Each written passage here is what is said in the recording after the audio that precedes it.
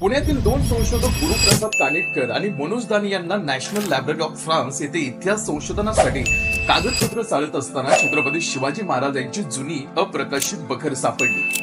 बखर म्हणजे ऐतिहासिक घटनांचे क्रमवार वर्णन करणारा साहित्य प्रकार होय. बखरीत राजा, महाराजे, सेनापती आणि इतर ऐतिहासिक व्यक्तींच्या जीवनातील घटना आणि त्यांच्या कार्याची माहिती आढळते.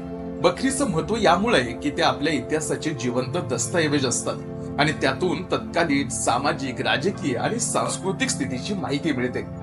छत्रपतींची बखर मोडी लिपीत असून या बखरीचा कालखंड 1740 नंतरचा असल्याचे मत या दोन संशोधकांनी व्यक्त केलेलं आहे. तसंच या बखरीत शिवाजी महाराजांची संपूर्ण कारकीर्द आणि संभाजी महाराजांच्या पारंपरिक जीवनाचा तपशील आलेला आहे.